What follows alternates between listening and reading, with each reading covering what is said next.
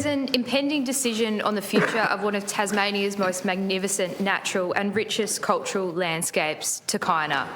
Any day, Federal Environment Minister Murray Watt is expected to hand down his decision on MMG's proposed toxic tailing dam at McKimmy Creek.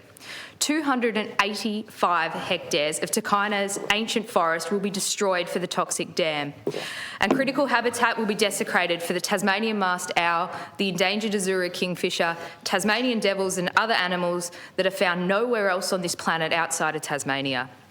All in the clasp of a climate biodiversity crisis. No serious Environment Minister could approve such senseless destruction. It would be ecocide. Flooding masked owl breeding territory with toxic waste can actually be avoided. There are alternatives to the McKimmy Creek site.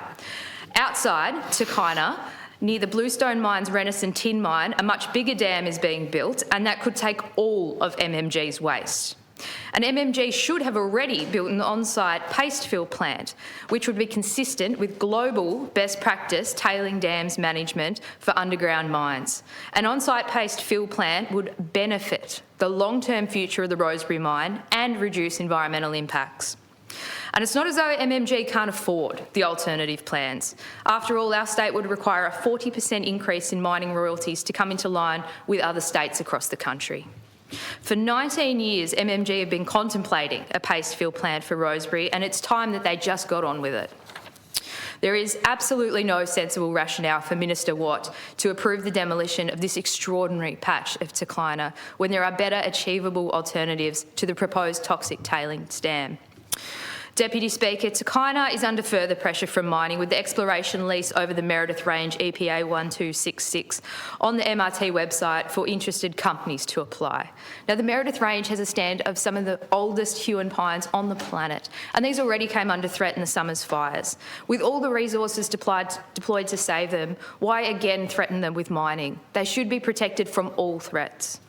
Tabatha holds cultural significance to the Tasmanian Aboriginal community. It holds rich tourism opportunities for the West and Northwest, and it's a place of infinite inspiration and it's environmentally irreplaceable.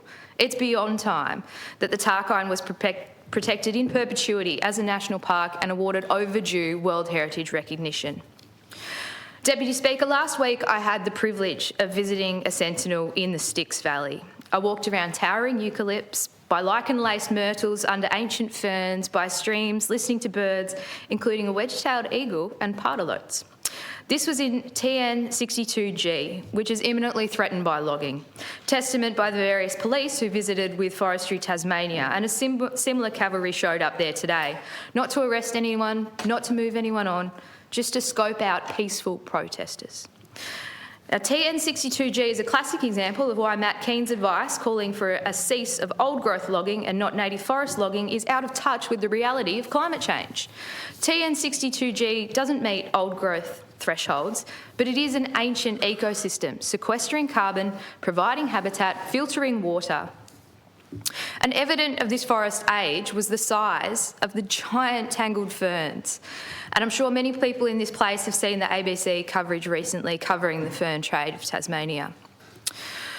What the frankly frightening National Climate Risk Assessment clearly articulated is the role of Australia and indeed Tasmania's natural environments in stabilising the global carbon cycle.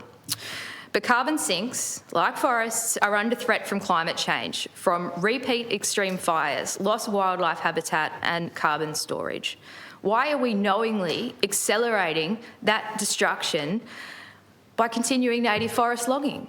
If we're going to mitigate the worst of global warming and to slow biodiversity loss, it's pretty simple. The science is clear. We must end native forest logging. And this government can make that decision right now. It can transition forestry workers into other employment now. Why it's even been considering renegotiating 2027 contracts when we know what all the risks are actually going to be, and it's pretty clear in the National Risk Assessment report on the industry as well. Let's be fair to the workers and transition them now.